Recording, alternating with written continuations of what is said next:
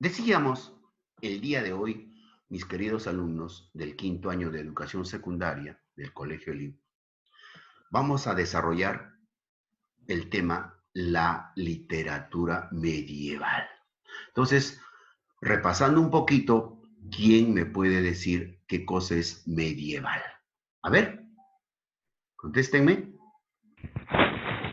Que La Edad pertenece a la Media. Edad Media. Que pertenece a la Edad Media, que pertenece a la época de los castillos, de los reyes, de los reinos, de los siervos, todo ello, los caballeros andantes en búsqueda de justicia, de restablecer la paz, etcétera, etcétera. La guerra de las cruzadas, las invasiones, la lucha de reinos, todo ello está dentro de la Edad Media. Y allí, chicos, aparece la literatura medieval. La literatura medieval aparece aproximadamente en el siglo V. Siglo V. ¿Qué año más o menos? A ver, si hablamos de siglo V, ¿qué año será? En años, dígame. 400. 400, muy bien, mi querido Víctor Fernández. Vamos a ponerle su notita, que la vez pasada tenga intervenido. Muy bien. Entonces, decíamos que el año 400. Profesor, ¿y qué pasó en el año 100? Sí, era una literatura medieval primitiva. Acuérdate, miren, se hacía pues casi nada. El mío Cid recién aparece en el año 1140. Estamos hablando en el siglo X u XI, ¿verdad? U XI. Mira, recién allí aparece el mío Cid como literatura antigua para los españoles, porque España todavía antes de Roma pertenecía o era colonia de Roma.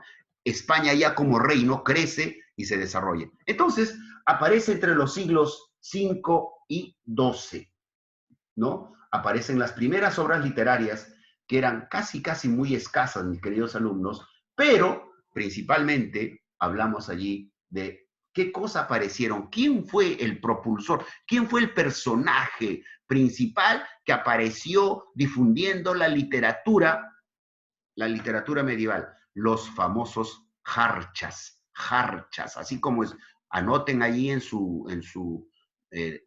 notita, porque eso puede ser pregunta, los jarchas, así, J-A, jarchas.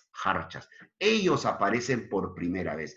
¿Quiénes serán? Luego lo vamos a ver. El día de hoy, como siempre, chicos, he preparado una diapositiva y vamos a compartir. A ver, ahí está. Muy bien. Y la clase entonces está referida el día de hoy a la semana 8, la literatura medieval. Y justamente vamos a empequeñecerlos a ustedes para que puedan ver. Y aquí, miren, he preparado esta imagen, por cierto, lo he traído, para que usted más o menos se haga una idea. Esto era la forma, cómo se vivía antes. Esto es un reino, esto es el famoso castillo. Y de ahí viene pues el príncipe. Las chicas dicen, no, sueño con tener mi príncipe azul. Azul no sé por qué, pero sí príncipe había. ¿Quién era? Era el hijo del rey y de la reina. El futuro rey. Mientras estaba vivo del padre, él era príncipe. Moría el rey, él tenía que asumir. Pero solamente el que hacía los méritos. Profesor, ¿y qué pasa si hay tres príncipes, tres varones? Y el rey, antes de morir, ya designaba o decía o le preparaba, tú vas a ser el futuro rey. Es la designación. ¿De quién? La designación del rey. Chicos, así más o menos, miren, ¿por qué creen que se ha edificado de ese Profe, modo? una pregunta. Por favor. ¿Y si solo tenía una hija mujer, sería Ah, princesa? princesa, muy bien, mi querida alumna. Y si fueran dos, tres hijas a las demás, ¿cómo se le llamaría? ¿Empera? Emperatriz. Emperadores. Emperadores. Emperatriz, ¿no? Princesa solamente tenía ese título de la que iba a ser reina. En el caso de una hija, como nos dice Adriana, nos ha preguntado, sería la princesa. Pero había matrimonios por conveniencia. Allí no se casaba pues la princesa con un hijo de un vecino, ahí de un... No, no, no, eso era las excepciones, de eso hay historias, ¿no? Pero mayormente allí el rey tenía que buscar posesionamiento económico, social, político de la época. Entonces, el rey de Portugal, ¿no? Por decir, muy bien, tiene un hijo, y yo tengo a mi hija, por decir el rey de Inglaterra. Entonces vamos a unir lazos para unir.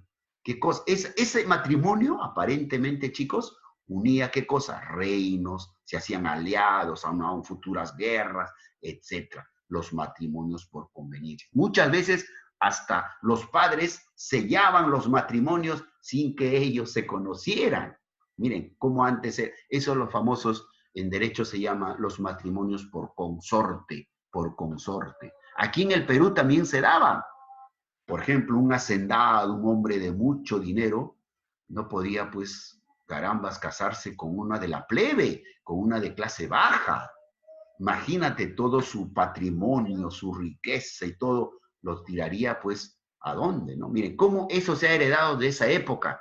Entonces, era rarísimo, pues, que el jovencito, ¿no? El mozuelo de la comarca se iba a casar con la princesa. Solamente eso está en los cuentos, ¿no? O de repente al revés, ¿no? El príncipe se iba a casar, pues, con una chica de campo. Solamente, ¿dónde se da eso? ¿En qué cuento? A ver, la famosa... Cenicienta. Muy bien, claro, la famosa Cenicienta. Son cuentos de hadas, como se dice, ¿no? Pero más o menos así era el mundo, chicos. Eso se desarrollaba. Todo era a caballo, a carreta, las disputas eran con espada, con escudos, ¿no? Y las famosas, aparecen, por ejemplo, las famosas catapultas, ¿no? Para derrotar, caer reinos, etcétera. Entonces siempre construía con esas fortalezas que usted está viendo, más o menos esta parte es una fortaleza, recién atrás está el reino, pero acá en la parte más adelante siempre construían como un canal inmenso de agua y a veces lo infestaban de animales, de cosas, traían. ¿Para qué? Para que alguien quiera osar meterse, perdía y eran comidos por los cocodrilos, etcétera, ¿no? Y había una compuerta inmensa que se abría y por ahí recién podía tener acceso. Eso para protegerse de las invasiones, etcétera, etcétera. Y todo esto de aquí, estos espacios que ven, todos estos espacios, justamente eran para resguardar, para resguardar. Y aquí más o menos de esta parte del Torreón, le llaman Torreón, avistaban por dónde venían los enemigos, si venían por el oeste, este, norte o sur, y de esa manera. Entonces, estas son fortificaciones. Este es el famoso castillo, y aquí es donde vivía el rey y toda su cortesana o toda su familia. Bien, entonces, ¿qué cosa diremos de la literatura medieval? ¿Qué es la literatura medieval y cómo se originó? ¿Ya? Se denomina literatura medieval a todos aquellos vestigios o escritos principalmente en Europa. Entonces ya no hablamos ya de Grecia, ya no hablamos de Roma, sino ahora a este lado, occidental, nos vamos de Europa. Allí es donde aparecen estos famosos escritos. Durante la Edad Media, ahí está. Entonces ya usted ya sabe qué cosa es la Edad Media. Es la tercera etapa de la concepción histórica del mundo, ¿no? Hasta nuestra época que ya estamos, pero ya la Edad Media. Estamos dentro de la Edad Media. Es decir, durante los aproximadamente 1000 años transcurridos desde la caída del Imperio Romano de Occidente. 1000 años transcurridos desde la caída del Imperio Romano de Occidente hasta los inicios del Renacimiento a finales del siglo XV, miren. Entonces, hablamos del año más o menos 90 u 80, cae Roma. A partir de allí se da la Edad Media. A ver, ¿qué pasó allí? Apágame su micrófono. Entonces, hasta finales del siglo XV. ¿Cuánto más o menos será el siglo XV? ¿Qué año? 1400. Muy bien, mis queridos, muy bien, ya tienen dominado este tema, eso es importante, ¿ah? 1400. Y allí nomás, miren, casi por esa época fue conquistado esta tierra. Llegaron los españoles, 1492. Miren, el tiempo te estás ubicando bonito para que tengas una idea, los hechos históricos que se han dado. Entonces, profesor, usted me preguntará, ¿en qué edad específicamente se conquistó América? ¿En la edad media o el inicio del Renacimiento? Y yo le respondería, chicos, en los inicios del Renacimiento. Ya cuando se pensaba de otra forma, cuando comenzaban a investigarse. Acuérdate, en la Edad Media, hasta ese entonces se decía que la Tierra era plana. No habían las investigaciones, no se habían dado todo esto. Y cuando ya aparece el Renacimiento, da pie a qué, por eso su nombre mismo es renacer nuevamente, da pie a qué, a las grandes investigaciones que se han dado, mis queridos alumnos. Y en esas investigaciones, a alguien se le ocurre decir, oye, la Tierra no es plana, sino redonda. ¿Por qué? Porque hay un punto de salida y un punto de llegada, pero das en forma de circunferencia la vuelta. Sí, sí. ¿Y quién se lanza esto? El gran navegante. ¿Cómo se llama? Genovés. ¿Cómo se llama? Cristóbal Colón. Cristóbal Colón. Ojo, que no fue español, sino fue genovés, fue de Italia, ¿no? Y llega con toda su propuesta a la reina Isabel de España, le propone y le dice, ¿no? Mire, tengo idea. Y caramba, el rey no estaba de acuerdo, decía, no, que aquí vamos a tener, porque en ese entonces España ya no tenía dónde más tener de recursos. Y de pronto la reina hace maravillas, compra 3 carabelas, hace la preparación y salen del puerto de Palos. Pero eso es todavía el Renacimiento. Estamos dentro de la Edad Media. A finales del siglo XV. La literatura de este tiempo estaba compuesta básicamente de escritos religiosos, miren. Fundamentalmente, chicos, lo que le caracterizaba a la literatura de ese entonces, la Edad Media, eran escritos religiosos. Todo era referente a la religión. Y de ahí es, pues, también pertenece, ¿cuál? La máxima obra de Dante Alighieri. ¿Cuál es? Mis queridos alumnos. La Divina Comedia. Muy bien, muy bien. La Divina Comedia. Están interviniendo y ahí aparece su nombre. Por eso es bueno que ponga su nombre y apellido. Profe, Ponerle su nota. Sí, profe, sí, una dígame. pregunta. Cuando Sí. hablamos de escritos religiosos, ¿también podemos hablar de la Biblia? No, la Biblia ya apareció en tiempos muy remotos. Lo que aparecían en ese entonces, ¿sabe qué cosa era? La traducción de la Biblia. Acuérdate que la Biblia inicialmente fue escrito ¿en qué lengua? El arameo, ¿verdad? Y el arameo ya va muriendo, por eso se llama lengua muerta, porque ya nadie la habla, nadie, ningún rey, ningún estado, ningún país ya no lo habla, es una lengua muerta. Después es traducido, la Biblia fue traducida al latín, ¿al idioma de quién? De los romanos, y también el latín es una lengua muerta, porque ya no se habla, solamente quedan algunas frases, pero no se habla como idioma en ningún país. Y en la época, entonces, ya digamos de la Edad Media, la Biblia ya tenía vigencia, ¿no? Muchísima. Acuérdate que el Antiguo Testamento está referido a los hechos anteriores, inclusive a Grecia, a Roma, anteriores de la formación de la concepción del mundo, etc. Lo que sí, No, literatura. lo que sí aparecía, mis queridos alumnos, es que lo que hace la literatura en ese entonces, en la Edad Media, traduce a su lengua de ellos, llámese al inglés, Literatura. llámese por ejemplo, en Inglaterra, al inglés lo traducen la Biblia. Y en España, a ver, cierre su micrófono. Baciel. Entonces decíamos, allí, por ejemplo, traducía, y también se traducía al español, que es la que hasta ahora nosotros conocemos como la Biblia. Seguimos, entonces. Perdón, profe. Sí. Perdón. Decíamos, sí, sí. Ya, no te preocupes, no te preocupes. Entonces, decíamos básicamente escrito religioso, concepto amplio y complejo, que abarca desde los escritos más sagrados, ahí está, que abarca desde los escritos más sagrados hasta los más profanos. O sea, miren, en la época se daba eso. A causa de la gran amplitud espacial y temporal de este periodo, se hace difícil hablar de la literatura medieval en términos generales, sin caer en simplificaciones. Cuidado en eso. O sea, esta edad, esta etapa de la concepción del mundo, de la Edad Media, fue tan larga, chicos, tan larga, que a veces casi no se puede decir de qué en términos generales. Por ello es más adecuado caracterizar las obras literarias por su lugar de origen, su lenguaje o su género. Muy bien, esto ya es de la literatura medieval y cómo se originó. Y aquí más o menos, chicos, en este cuadrito, en este famoso mapa conceptual, está referido, está dividido la literatura medieval. ¿Ya? Por ejemplo, aquí tenemos los años respectivos, acá está el siglo XI, siglo XII, siglo XIII, siglo XIV. Miren, acá están los hechos que se van dando, van apareciendo los representantes de todo cómo estuvo dividido la literatura medieval.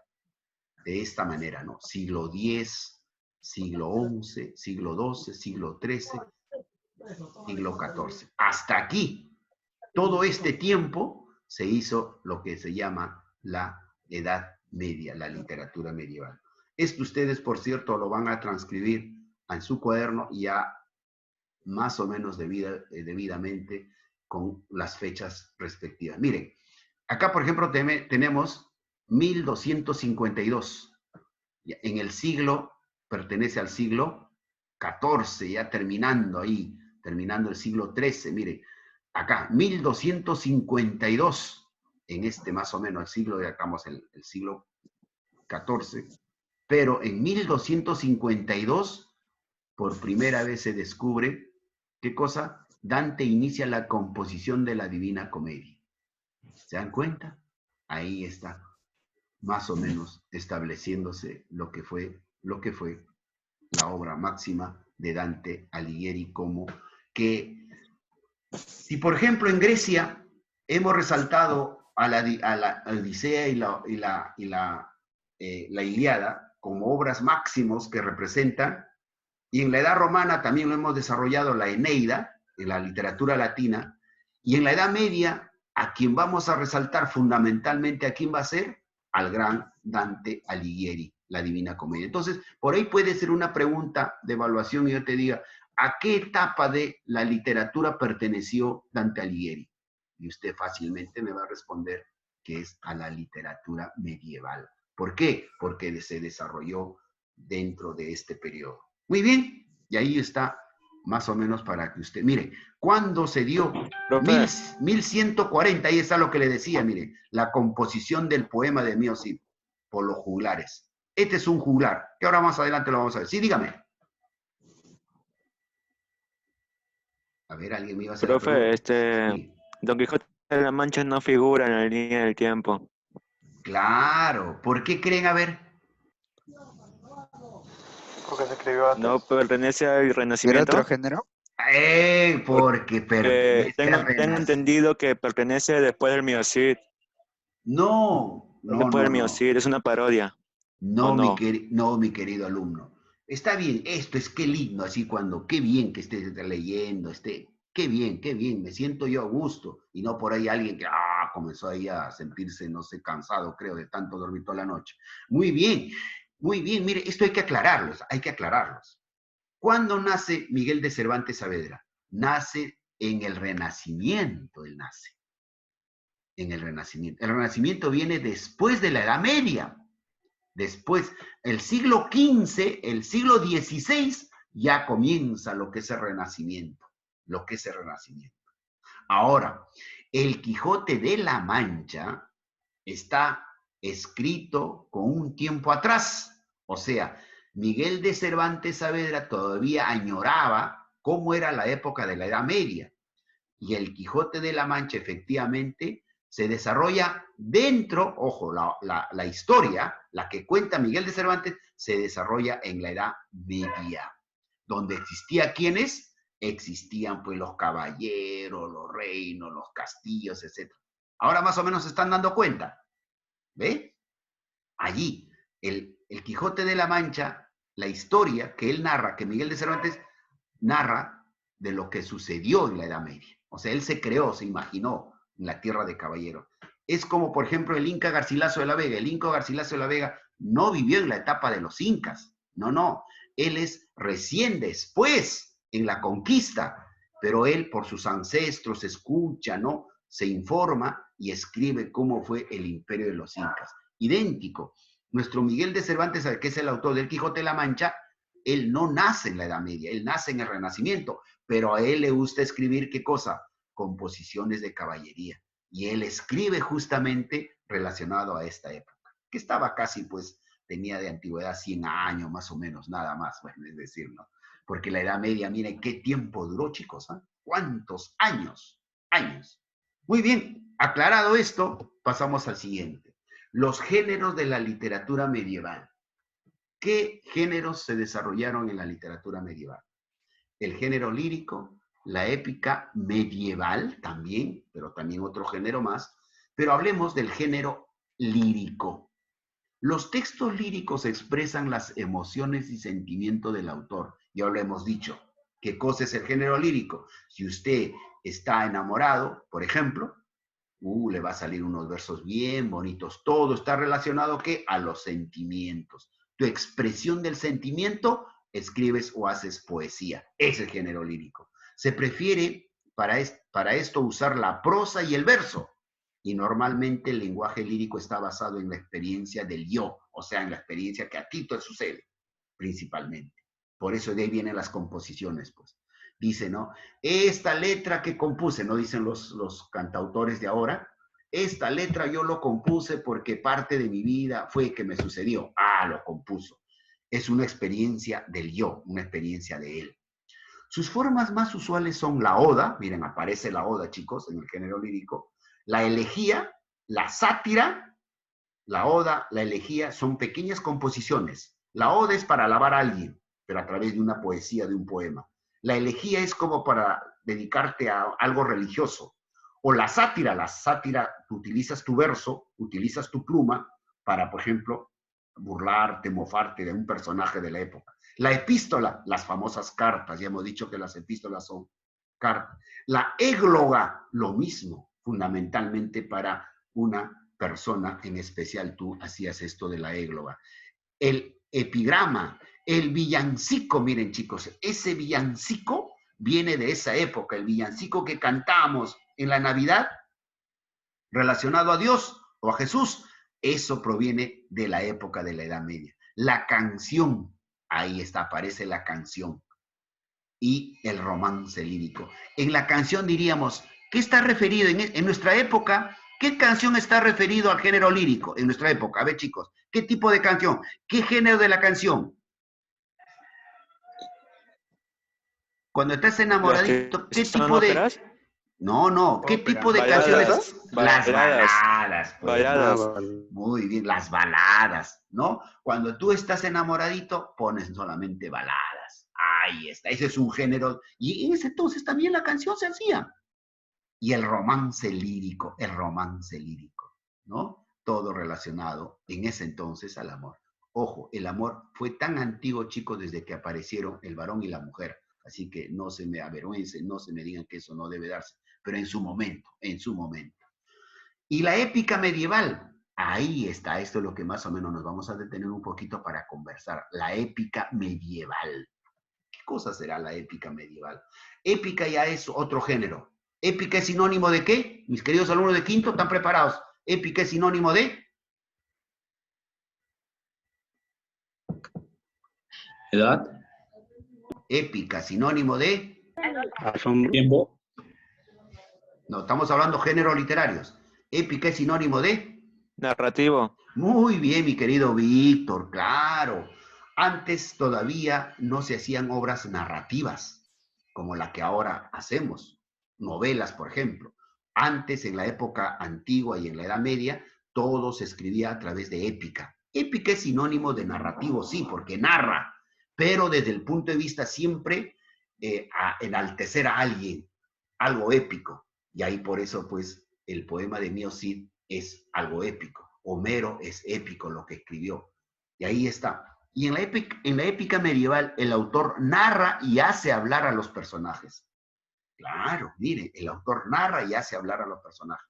Si tú has leído, por ejemplo, al Mio Cid, pues el personaje comienza a narrar, a hablar todo lo que sucedió en toda la época. Sus formas son la epopeya. La epopeya, por ejemplo, es un subgénero, una especie literaria que se utiliza ¿para qué? Para enaltecer, para engrandecer, para hacer loas a un personaje. Los cantares de gesta, las guerras. Los cantares de gesta son, chicos, siempre las guerras. Y las guerras siempre va a estar comandado por alguien. Siempre va a resaltar un personaje. La novela, mira, aparece la novela y el cuento. Uy, acá pues, chico, aparecen los famosos cuentos. En esta etapa de la Edad Media, en su gran mayoría, chicos, que ahora, por ejemplo, sus cuentos de infantes que han sido ustedes, de niños, esos cuentos que por la Caperucita Roja, todo relacionado al bosque, ¿no?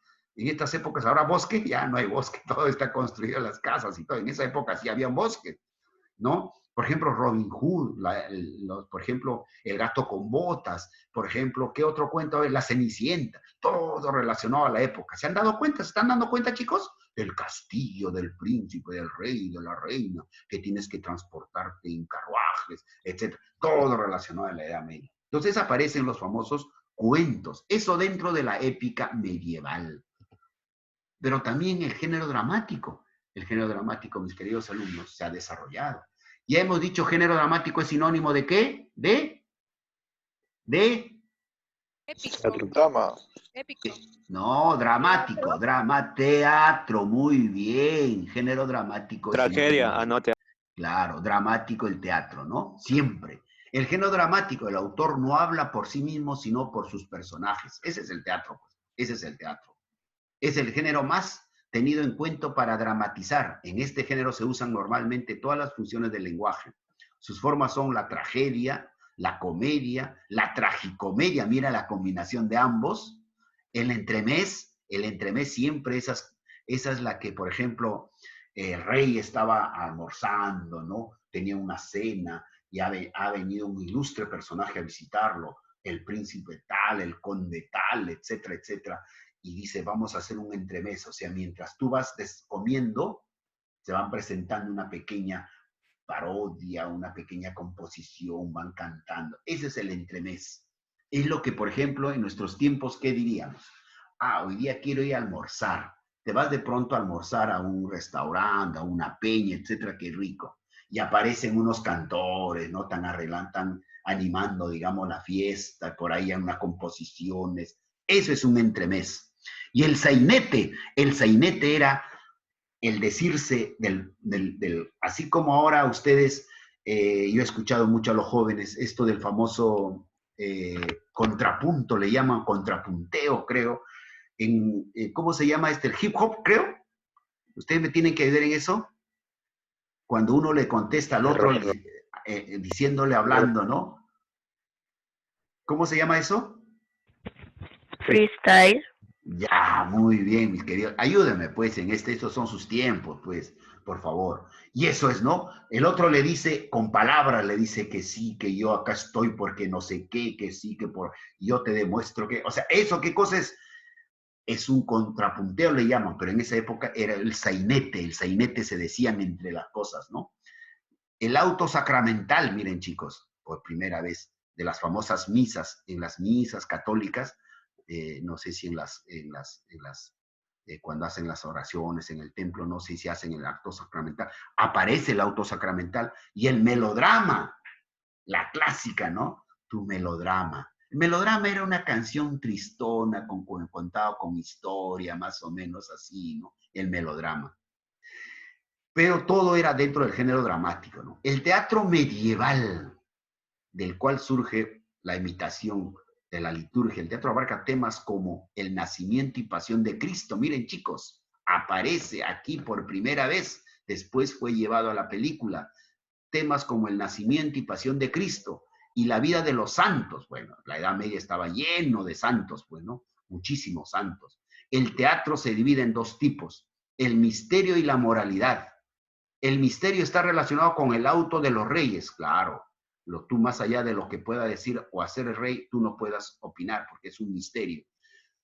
El auto de los reyes magos, que fue una representación de teatro, es una pieza dramática escrita alrededor del siglo XII. Miren, los Reyes Magos, para entenderlo mejor, lo presentaron, esta pieza dramática, en el siglo XII. Entonces tenemos el género lírico, tenemos el género dramático, el épico y el teatro medieval, lo fundamental de lo que era los géneros literarios de la época, los géneros de la literatura medieval. Eso es lo que hace un momento les decía, miren, ¿quiénes eran los jarchas? Los jarchas fueron los primeros,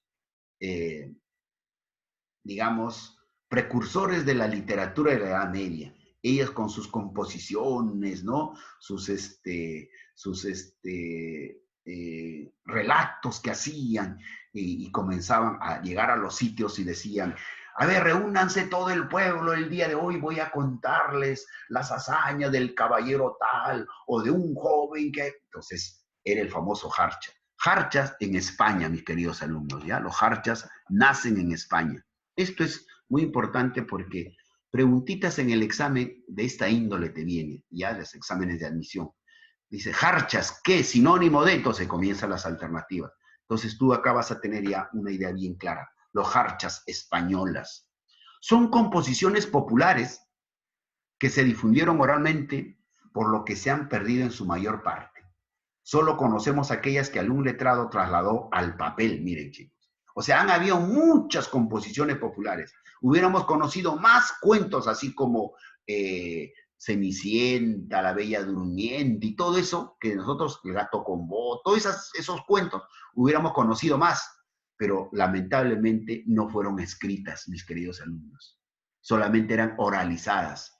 Pero los que han sido trasladados al papel, esas son las que han todavía supervivido y eso es lo que tenemos hasta entonces. Son composiciones escritas en lengua romance que datan de mediados del siglo XI, ¿ya ve? Y figuraban al final de las muaxas o muasanjans, eso es lo que hacía. Ese es un dialecto propio de la época de España, antes que se convierta en lengua española, más o menos eran conjuntos de dialectos. Las jarchas son breves cancioncillas mozárabes. Acuérdate que España siempre ha sido acosado, los árabes también tuvieron la mitad de España en poder de los árabes, ¿no?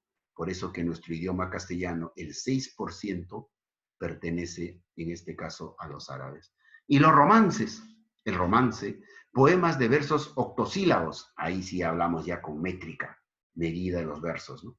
De octosílabos. Quiere decir que cada verso tiene 8 sílabas. ¿Qué es un verso? Alumnos, ¿qué es verso en género lírico? Voy a ponerles su nota para saber si están allí. Son así como palabras que tienen, o sea, como que rima. Ya, pero un palabras que forman un poema. Ya, palabras que forman un poema, puede ser, pero... Son las estructuras de cada poema, el verso y la prosa. Ya, muy bien, muy bien. Verso, chicos, escúchame, verso es un renglón, es una línea. Dice, ¿no? El profesor, tu clásica, ¿no? Ya, a ver, esto lo van a hacer en 3 líneas, o en tres renglones, nada más. Cada renglón es un verso. ¿Me dejo entender? Entonces, si usted consigue un poema, a ver, ¿cuántos versos tiene? Comienzas a contar los renglones. 1, 2, 3, 4, 20 renglones. Es un poema de 20 renglones. Pero ya no va a decir 20 renglones, sino de 20 versos. ¿Claro? Cada renglón en género lírico es un verso. Pero ese verso tiene que tener 8 sílabas. A eso se llama versos octosílabos. 8 sílabas. En el que riman los pares en asonante. Por eso de ahí viene consonante y asonante. ¿Claro? ¿Qué cosa será asonante? En gramática. te he enseñado, no me hagas quedar mal, ¿ah? Asonante. Si la profesora le va a preguntar qué es asonante, y la clásica me va a decir, a ver, Andrea,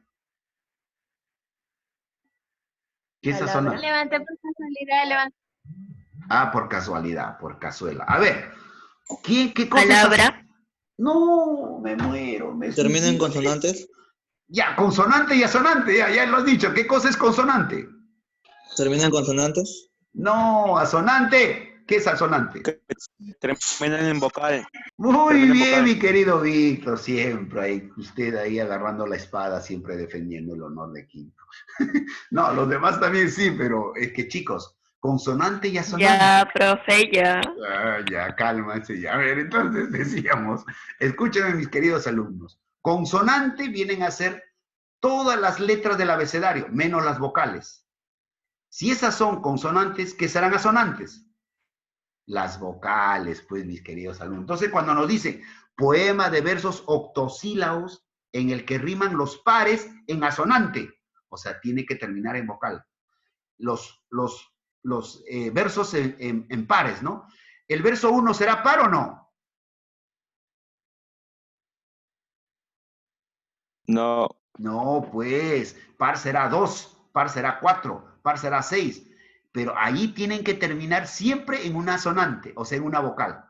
El verso 2, el verso 4, el verso 6, el verso 8, depende de la cantidad de versos que pueda tener la poesía. Y quedan libres los impares, ¿no? Los impares, allí sí no tiene que haber rima, solamente, primero, para que sea un romance, tiene que tener, mira, ojo, puede ser pregunta de examen, qué bonito. El verso primero tiene que tener un octosílabo, o sea, de 8 sílabas. Y que solamente en asonante tienen que ser los pares.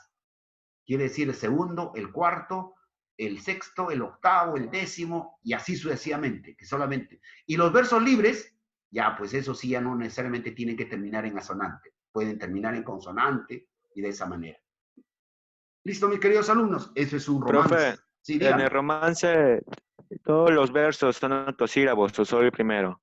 No, todos los versos están en octosílabos, todos los versos. Sí, en ese aspecto, sí, todos los versos están en octosílabos. ¿Ya? Todos los versos. Pero no queda allí. Vamos por la segunda parte.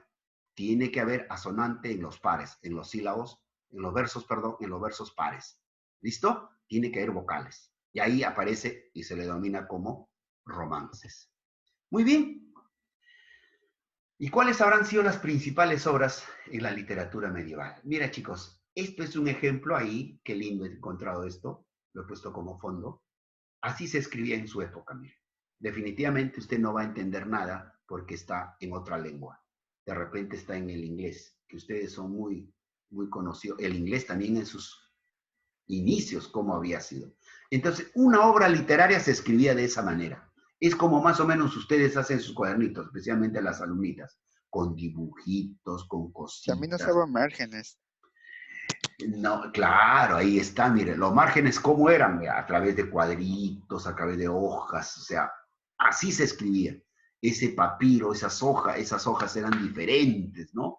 Miren ese dibujo muy diseñadito, escrito de qué forma, más o menos, así eran los libros de literatura o las obras literarias de la época medieval, mis queridos alumnos. Por eso que esto es, cuando se encuentra, se descubre el poema de Mio Cid, es una belleza inimaginable. Es como si para el físico matemático encontraran, pues, no sé, un misil que no ha explotado con bombas neutrones, etcétera, ¿no? Igual para un amante en la letra dicen, uy, mira, este es un valiosísimo libro, ¿no?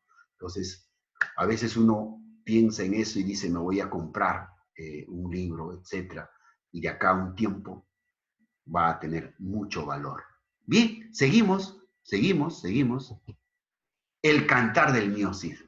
Ya estamos hablando de toda la Edad Media.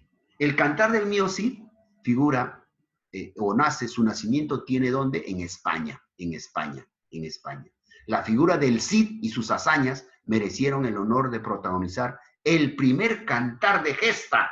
Ahí está el nombre, cantar de gesta de la Cantar de Gesta, hace un momento les decía qué cosa, narraba historias de guerra, pero siempre, ¿quién estaba allí?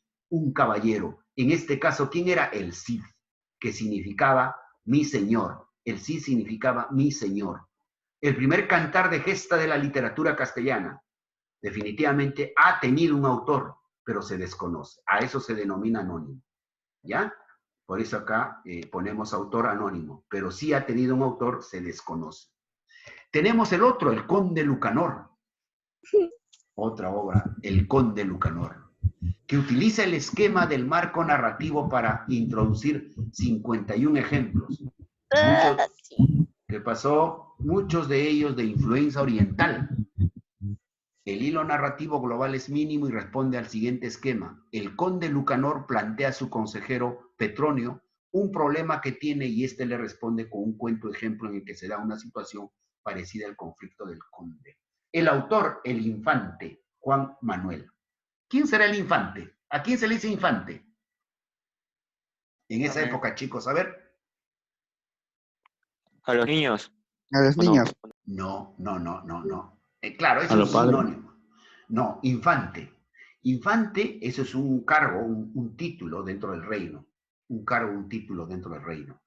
Infante se le dice, en este caso, a los primos hermanos del príncipe. A los primos hermanos del príncipe. Por decir, los hijos de la tía. ¿Claro? Primos hermanos, son infantes, pero que son familia directa del rey. Primos hermanos del príncipe, infante. En los infantes de Carrión, por ejemplo, ¿quiénes eran los infantes de Carrión? A ver, ustedes han estudiado en tercer año eso. ¿Quiénes? ¿Dónde aparecen los infantes de Carrión? Y me dice, en el mío Cid. ¿Se acuerdan? Los infantes... Son los que le piden la mano a las hijas del mío Cid. Muy bien, mi querido, claro. Sus hijas eran ¿quién? Lucía y Sol, ¿no? Ellos, los infantes, que después lo maltratan. Cuando no estaba el gran mío Cid, cuando regresa, después llevan a la corte de frente, todo el juicio y todo. Pero eso es escrito el conde Lucanor por el infante Juan Manuel. El cantar de Roldán. Esto sí es una historia netamente, chico, francés, el cantar de Roldán. Poema épico de varios cientos de versos, escrito a finales del siglo XI, en francés antiguo, atribuido a un monje Normando Turoldo, cuyo nombre aparece en el último y enigmático verso. Miren, fue encontrado este cantar de Roldán y allí es también considerado como uno de los aportes a la literatura medieval o las principales obras de la literatura medieval. Y definitivamente, chicos, aquí nos vamos a detener un ratitito nada más para explicar lo que fue la Divina Comedia. La Divina Comedia, como ya habíamos conversado, pertenece al gran Dante Alighieri. Libro más famoso de su autor. Es una de las obras fundamentales de la transición del pensamiento medieval. O sea, si tú lees la Divina Comedia, automáticamente te compenetras cómo pensaban en la edad medieval. Teocentrista. Teo significa Dios, todo relacionado a Dios. Teocentrista. Al renacentista, antropocéntrica, también tiene algo de renacentismo, esta de la Divina Comedia. Es considerada la obra maestra de la literatura italiana y una de las cumbres de la literatura universal. Entonces, cuando hablamos, para leer a Dante, chico, tenemos que hablar de que él es quizá de su profundidad intelectual y espiritualidad, ¿no? Y hablando de la Divina Comedia, vamos a hablar de el amor de Dante. ¿Quién fue el amor de Dante? En la obra de la Divina Comedia. ¿Saben? ¿Conocen? El amor de Dante fue la gran Beatriz. Cuidado, pregunta de examen. El amor de Dante era Beatriz. A la edad de 9 años, Dante supuestamente se enamoró de una niña de su misma edad, llamada Beatriz. Eso inspiraría profundamente su poesía, sus obras principales, y qué decir de la famosa Divina Comedia. ¿Y qué cosa será la Divina Comedia, mis queridos alumnos? Es una narración alegórica en verso. La Divina Comedia también recoge toda la cultura cristiana de la Edad Media. En síntesis diré que es el pensamiento medieval, que eso es lo que le decía hace un momento. ¿Cómo está estructurado la Edad Media? En 3 partes. Cada parte consta de 33 cantos y completa con 100 cantos en total. Ese recorrido, chicos, que hace Dante Alighieri, ¿en qué parte? ¿Su recorrido dónde es? ¿Dónde lo realiza? ¿Saben algo? En el infierno. En el infierno, Muy bien, en el infierno. el infierno. Entonces, a partir de esta obra, mis queridos alumnos, en el pensamiento cristiano, diríamos, aparece lo que, estamos hablando de la época, de la Edad Media, aparece lo que se le conoce como el infierno. Entonces, Dante Alighieri, en su pensamiento, en su imaginación, crea cómo es el infierno. Dice que es una fosa incandescente. Pero aparte de ello, hay secciones que están divididas. Por eso habla de qué? De cantos, que le llaman 100 cantos.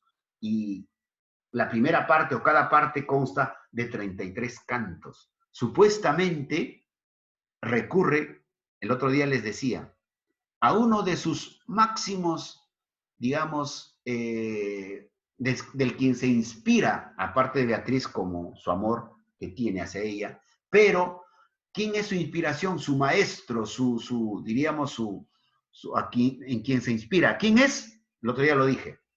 Cervantes. No. Un romano. Virgilio.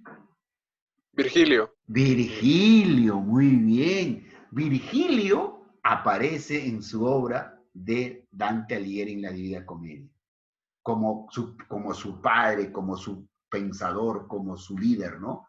Y aparece Beatriz. Y los dos hacen un recorrido de todo el infierno. Y allí, por ejemplo, aparecen los famosos pecados, y los 7 pecados, ¿no? Que siempre nos habla la Biblia también. Como, por ejemplo, ¿dónde van a estar los lujuriosos? Ahí está descifrado por Dante Alighieri. Los infieles. ¿Ahí dónde van a estar los infieles? Dice que van a estar en un averno incandescente, ardiendo en azufre. Miren, ¿eh? Y de cabeza, constantemente. Así pagarán los infieles. Miren cómo Dante Alighieri, en su época, mis queridos alumnos, habla sobre la Divina Comedia. Y así van a ir recorriendo, y Dante Alighieri recurre a Virgilio con Beatriz. Supuestamente a Beatriz le hace un paseíto, lo lleva a que conozca todo el infierno y le hace ver todo. Mira cómo va a ser, ¿no? El gran Dante Alighieri. Por eso que su pensamiento está sobre lo que fue medieval de la época y relacionado, en este caso, a la religión. La Celestina, otra de sus obras, mis queridos alumnos. Esto de la Celestina ya ustedes lo han estudiado, de Fernando de Rojas, ¿no? Esto lo han estudiado en 3er año. Trata sobre una vieja, una anciana, que se vale aparentemente de tener dinero, pero era pues una que se buscaba la vida haciendo, digamos, ¿cómo le llaman eso? Ustedes conocen mucho eso. Alguien te gusta, pero hay alguien intermedia, ¿no? Oye, dile algo, pero dile algo de mí, háblale, pero oye, mira, ¿sabe qué, no? El violín. Ahí está, exactamente. El cupido. El cupido. Eso, en términos más elegantes diríamos el cupido. Pero en esa época era la Celestina. Y si usted ahora busca en el diccionario qué significa Celestina, ¿ya? ¿Sabe qué significa? Significa alcahuete. Alcahuete. Entonces, eso era la Celestina, y en base a eso fue escrito en España, en plena Edad Media, ¿no? El autor fue Fernando de Rojas. Y ahí está, y Milagro de Nuestra Señora, ¿no? Eso es un poco también, lo escribe, en este caso fue un mester de clerecía. Las características, la importancia de la transmisión oral. Miren, la primera característica de la literatura medieval, la importancia de la transmisión oral, ¿no? Más ha sido oral. Gran parte de la literatura se difundía mediante la recitación, dado que la población era analfabeta en su mayoría. por cierto, solamente quienes tenían acceso eran los cortesanos, o sea, cortesano, ¿a quién le decían? A los familiares directos de la corte, o sea, del rey o de la reina. El carácter anónimo de sus autores, al principio sobre todo de la literatura, surge de la colectividad y luego va siendo modificada por los juglares o quienes lo transmiten. Sí, pues, el cantar de Roldán, por ejemplo, es anónimo. El poema de Mío Cid es anónimo. Y así, muchos se desconocían los autores, escribían para la época. Y acá también tiene otra de las características, la literatura medieval, chicos, es que tiene una finalidad didáctica. Didáctica significa que enseña, ¿ya? Una finalidad que enseña. O también que tiene que ver con el punto de vista moralizante. Y ahí la influencia religiosa determina, pues, que la literatura justamente se haga a través de la didáctica o la moral.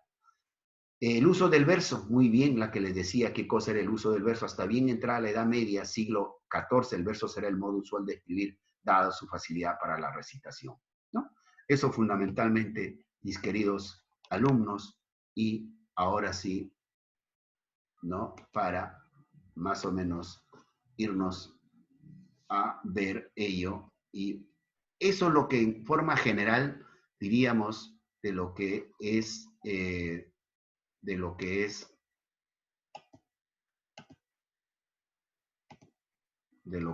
nuestra literatura, lo que hemos estado conversando, la literatura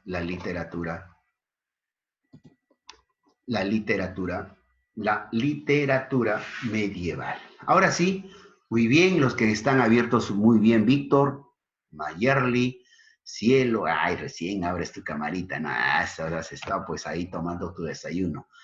Adriana, bien, bien, Andrea, bien, Sharon, y bien todos, bien alumnos. En esta parte es lo que deberíamos determinar la literatura medieval. Mire, estamos avanzando a través de los tiempos, ¿no? Ya hemos recorrido lo que es Grecia, lo que es Roma, ahora nos hemos detenido en la literatura medieval. ¿Por qué? Porque es en esta etapa de lo que nos ha tocado. ¿Tienen alguna pregunta, alguna duda, mis queridos alumnos? A ver, para poder conversar, porque ya de esa manera estaríamos terminando la clase del día de hoy. Sí, mi querido alumno. Dice en las características que se usaba el verso. ¿El verso se usaba en todas las obras o en la mayoría de las obras nomás? A ver, cuando se escribe desde el punto de vista del género lírico, o sea, si tú querías hacer odas, querías hacer estrofas, querías componer poesía, en la época se usaba el verso. El verso es una característica del género lírico. Profesor, ¿y si yo quiero escribir una novela, una historia? Ya no lo harás en verso, ¿lo harás en qué? Prosa. Muy bien, mi querido David Coriguamán. En prosa, en prosa. Entonces, cuando yo digo, ¿cómo comienza un cuentito? A ver. ¿Había una vez? Exactamente. Había una vez en el pueblo, o ¿cómo comienza, por ejemplo, el Quijote de la Mancha, que lo tengo acá? ¿Cómo comienza? ¿No? La obra del Quijote de la Mancha. En algún lugar de la Mancha. Muy bien, y acá está, mire, yo no miento, les voy a leer acá. Acá vamos a ver el prólogo, viene todo lo estrictamente, y aquí miren chicos, aquí, a ver, dice pues exactamente eso.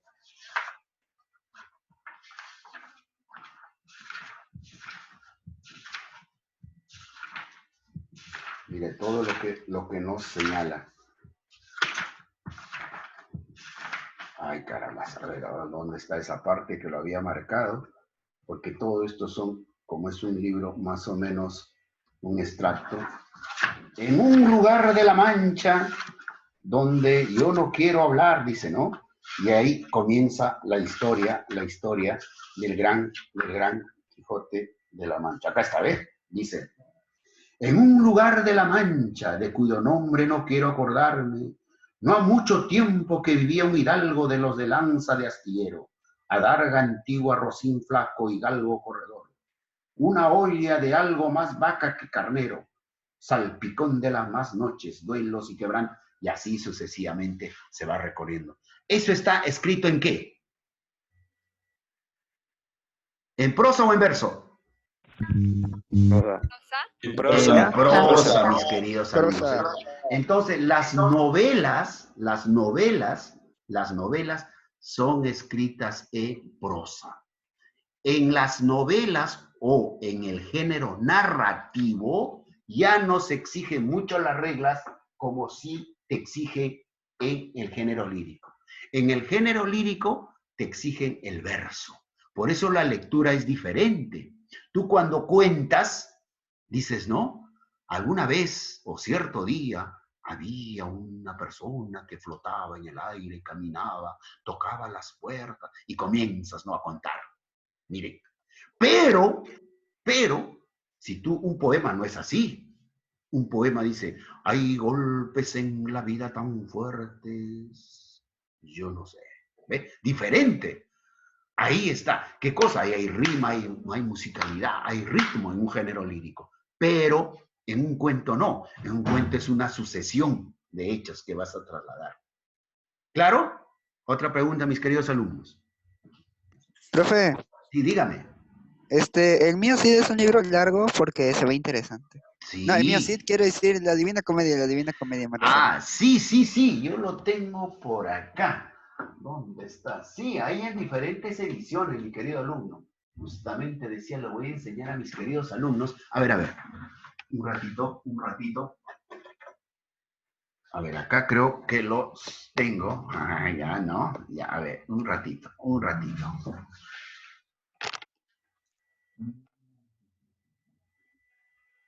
¿El profe se fue?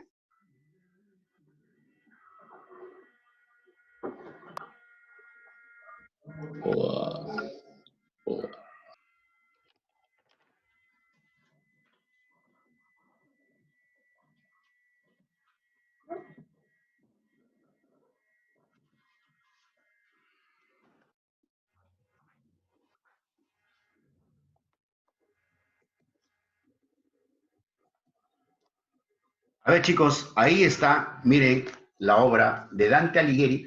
Esta es una colección del comercio que lo adquirí, son 28 tomos, y dentro de ella salió la famosa obra de La Divina Comedia de Dante Alighieri. Ahí lo tienen, ¿no? Ahí, por ejemplo, está todo. Es muy interesante, muy bonito. Acá te vas a interesar, porque está contado así por etapas, por sucesos. Por ejemplo, cada pecado, a donde van los pecadores, te van narrando qué castigo sufren, ¿no? Todo dentro del infierno, pues, ¿no? Estrictamente. Del infierno te describe como algo incandescente, hirviente en azufre, dice, ¿eh? Hirviendo en azufre. Y muy bonito la historia. Ahora, como plan lector, puedes ir a mira, tantas obritas que te estoy recomendando, ya ve leyendo la Ilíada, la Odisea, la Eneida, ahora tienes la Divina Comedia. Este librito, muy, muy bueno, que yo lo he leído como 3 veces, es muy bonita, en ese sentido, mis queridos alumnos. Muy bien. A ver, otra pregunta. Mis queridos alumnos, si no hubiera más preguntitas, en actividades pongan, actividades escriban, y eso sí me lo mandan ya al correo porque ya les envió los correos de los profesores. Allí ya mandarán todas sus tareas, si es que no pueden mandar por mensajería interna a los correos, ¿ya? Primera pregunta, pondríamos de esa manera, ¿ya? Una pregunta nomás, pero de análisis va a ser, ¿ya? Describa, actividades, escriba. Número 1, guión, póngale, porque solamente va a ser 1. Describa, Sofía, ¿cómo está? Buenos días. Muy tarde ha entrado usted, ¿ah? ¿Listo? A ver, ponemos, describa la Divina Comedia. Describa la Divina Comedia. Y entonces ahí lo vas a dividir en cantos, en secciones, en partes. Y grafique a Dante Alighieri. Y grafique o represente a Dante Alighieri. Ahí te vas a dar cuenta, mira, su peculiaridad de cómo se vestía y cómo era representado Dante Alighieri, ¿no? Era muy seguidor de la literatura latina. Él también se creía un romano más. Por su descendencia, porque él es italiano, pues, ¿no? Italiano, Dante Alighieri. Y por eso que se inspira en ¿quién? En el gran Virgilio. ¿Ya? Muy bien, mis queridos alumnitos. Ha sido un gusto tenerlos aquí y conmigo será cualquier cosa. Ahora ya tienen mi correo, mira, tienen mi celular, tienen el WhatsApp como tutor. Ah, antes que me olvidaba, esta es una noticia buena y agradable para ustedes. Reciban la felicitación de todos los profesores. El día sábado hemos tenido reunión con todos los profesores de secundaria y lo que me han dicho, se expresan, este quinto año es diferente de los quintos anteriores. En este quinto he notado, los profesores dicen, han notado su querer aprender, están constantes, están en clases, aunque algunos me apagan la cámara, pero bueno, en ese sentido. Chicos, yo como tutor simplemente ese día decía así, perdón, están hablando de quinto, perdón, acá está el tutor, o sea, de esa manera. Y al final agradecí, dije, muchas gracias, quisiera que ustedes también los hagan llegar a cada uno de los alumnos estas felicitaciones porque se están esmerando y quieren aprender. Chicos, repito, no hay sexto año. Este es su último año, saquen el jugo. Piña, pues el destino es así, nos ha jugado una mala pasada, lo estamos haciendo de esta manera. Lo bonito, ¿quién no recuerda su quinto año? La promoción es el año más espectacular, ¿no? Pero así es, y vamos a seguir luchando, resistiremos aquí, vamos a estar, como dice la canción, ¿no? Resistiré, y de esa manera vamos.